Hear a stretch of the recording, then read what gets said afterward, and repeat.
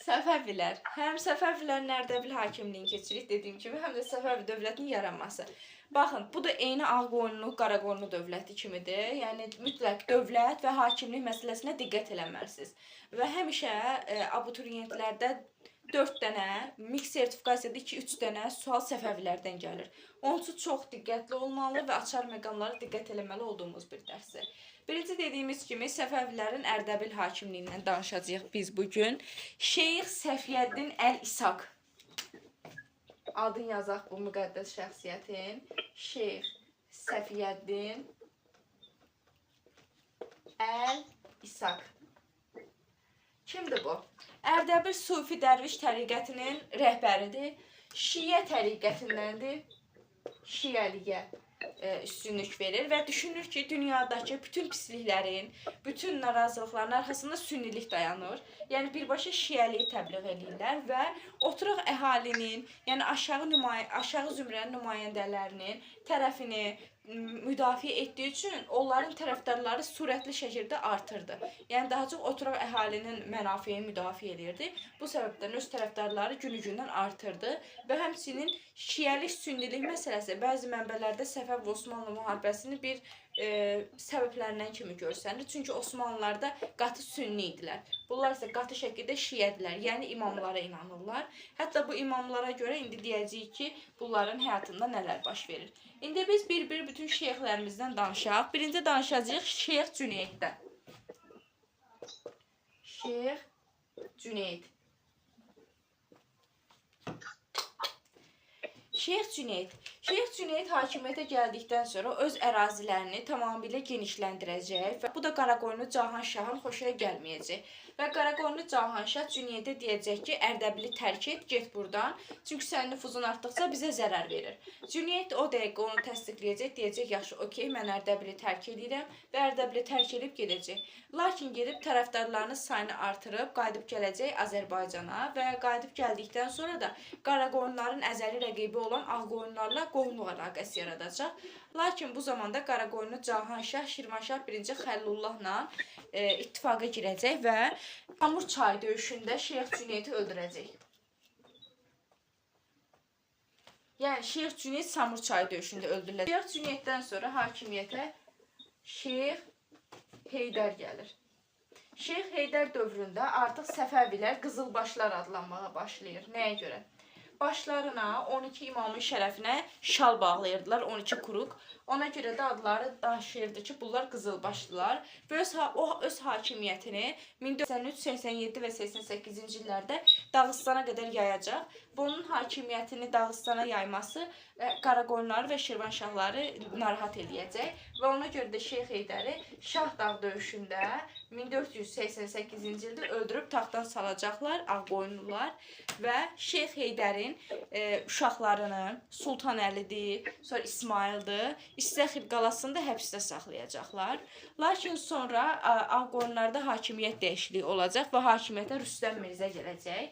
Rüstəm Mirzə hakimiyyətə gəldikdən sonra Şeyx Heydərin oğlu Sultan Əlini həbsdən çıxardacaq və hakimiyyətə gətirəcək. Hakimiyyətə kim gələcək? Şeyx Sultan Əli. Siz Ağqoyunlu dövlətini oxuyanda orada Rüstəmin etdiyini gördünüz. Azad elədi, sonra yenidən ona qarşı mübarizəyə başladı, həbs elədi. Bəli, onu yenidən məğlub eləyəcək 1494-cü ildə Şəməsi döyüşündə.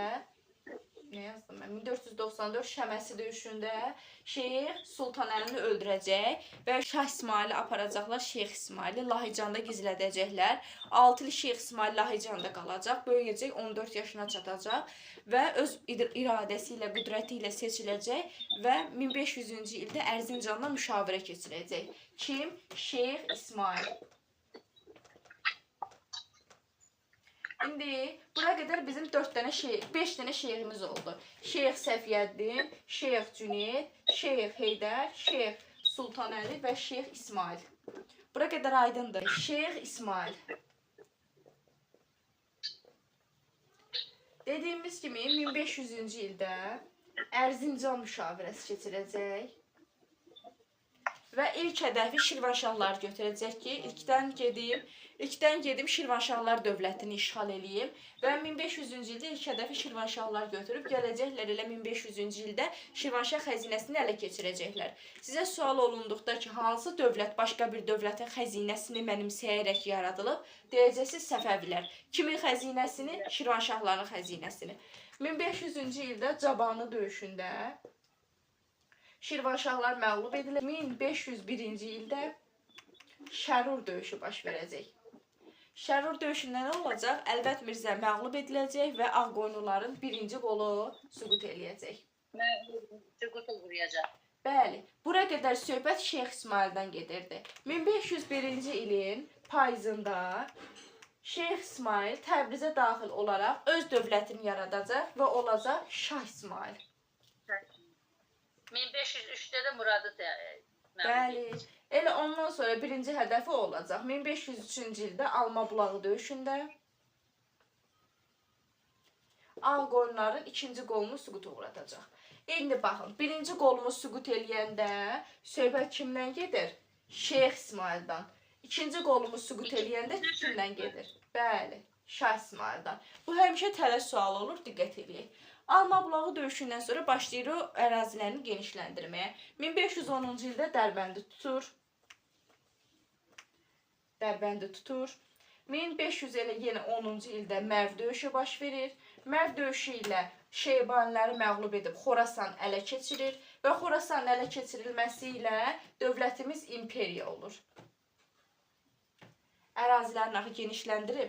Bu Xorasanı yaxşı yada saxlayın. Bu Xorasan biraz bəlalı Xorasandır. Gedəcək, qayıdacaq. Əlverişli mövqedə olduğu üçün tez-tez hücumlara məruz qalır. Və 1510-cu ildə o imperiya çevriləcək. Burada artıq Səfəvilər dövlətinin yavaş-yavaş idarəçilik sisteminə keçirik. Qaraqoyunlu və Ağqoyunlu dövlətlərindən fərqli olaraq Səfəvilər dövləti mərkəzləşmiş dövlətdir.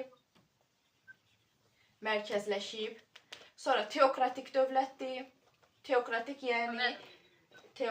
yəni dini idarə olunan dövlət. Yəni burada şiəlik üstün mövqeydədir. Biz nə deyirdik? Deyirdik ki, Qaraqoyunlu və Ağqoyunlu dövlətlərində hökmdardan sonra ikinci şəxs kim idi? Əmr Lüməra.